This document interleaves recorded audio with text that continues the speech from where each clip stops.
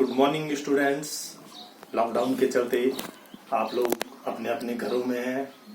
उम्मीद है कि आप सभी स्वस्थ होंगे, खुश होंगे।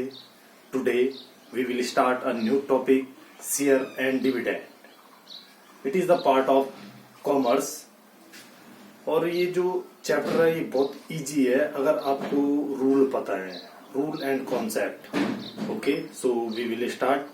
सबसे पहले share and dividend, what is the meaning of share and dividend.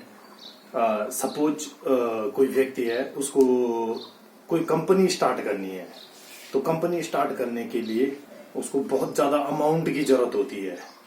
तो जितनी अमाउंट की जरूरत होती है दैट्स कॉल्ड कैपिटल। ओके, और वो जो अमाउंट होती है वो बहुत ज्यादा होती है और किसी अकेले बंदे के लिए ये पॉसिबल नहीं है कि इतना रुपए लगा सके। तो इस टाइम पे क्या होता है कि जो पूरा कैपिटल होता है, जो पूरा जितने रुपए की जरूरत होती है, उसको छोटे छोटे इक्वल पार्ट में तोड़ देते हैं और each equal part is called a share. Suppose 1 lakh रुपए की जरूरत है हमको, सपोज किसी कंपनी को रन करने के लिए 1 लाख रुपए की जरूरत है, ठीक है। ठीक, अब उस 1 लाख को उसने 10 इक्वल पार्ट में तोड़ दिया, ठीक है। 10 इक्वल पार्ट में तोड़ दिया तो 10 इक्वल पार्ट इक्वल टू हो जाएगा हमारा कितना, 1 lakh. Okay, 10 equal part equal to हो जाएगा 1 लाख रुपीज। तो 1 equal part that's called share. 1 equal part equal to 1 lakh upon 10 and this is equal to 10,000। तो जो 1 शेयर हो जाएगा, 1 शेयर उसकी वैल्यू हो जाएगी 10,000। ओके, यानी कि छोटे छोटे जो इक्वल पार्ट में तोड़ते हैं that's called a share. Each equal part is called a share. और जब वो छोटे छोटे पार्ट में टूट गया यानी 10,000 का एक शेयर हो गया, तो उस पे कोई और लोग जो होते हैं वो इन्वेस्ट कर सकते हैं, ठीक है। नेक्स्ट टॉपिक आता है इसमें, जो शेयर होता है उसकी 2 वैल्यू होती है, nominal value and market value. और जो नॉमिनल वैल्यू होती है, जैसे कि नाम से ही पता चल रहा है, नॉमिनल वैल्यू, नेम वैल्यू। तो जो नॉमिनल वैल्यू होती है ये इसको बोलते हैं कागजी value, paper value. Okay, marked value is called a nominal value, it never be change. Second आती है मार्केट वैल्यू। मार्केट वैल्यू जैसे कि नाम से ही पता है मार्केट पे डिपेंड करती है। अगर कंपनी का परफॉर्मेंस अच्छा है तो मार्केट वैल्यू नॉमिनल वैल्यू से ज्यादा हो जाएगी।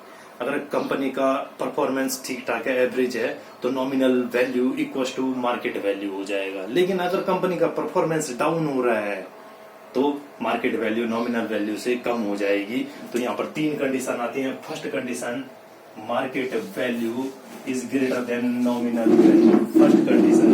Second condition, market value equals to nominal value, and third condition, market value is less than nominal value.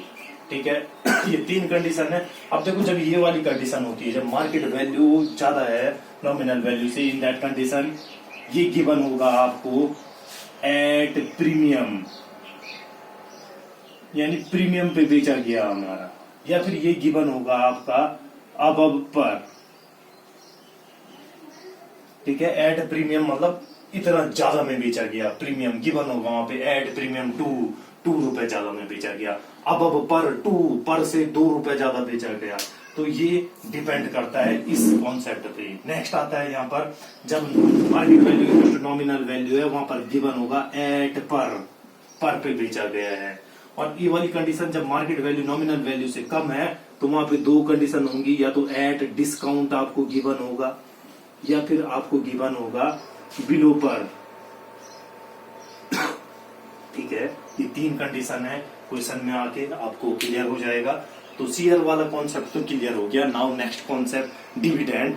Dividend क्या होता है कि कंपनी ने कितना प्रॉफिट अर्न किया, ठीक है। डिविडेंड, कंपनी ने कितना प्रॉफिट अर्न किया और उस प्रॉफिट को वो शेयर होल्डरों में डिस्ट्रीब्यूट कर रही है, दैट्स कॉल्ड डिविडेंड। देखो, प्रॉफिट यहाँ पे 2-3 कॉन्सेप्ट है प्रॉफिट की, एक रिटर्न है, एक खुद प्रॉफिट है, एक डिविडेंड है। डिविडेंड में एक बात है ध्यान रखना, डिविडेंड जो कंपनी को प्रॉफिट हुआ और उस प्रॉफिट को वो डिस्ट्रीब्यूट कर रही है शेयर होल्डरों में, तो उसको बोलते हैं dividend. And dividend equal to, direct formula है dividend equal to number of share into rate of dividend into nominal value upon 100।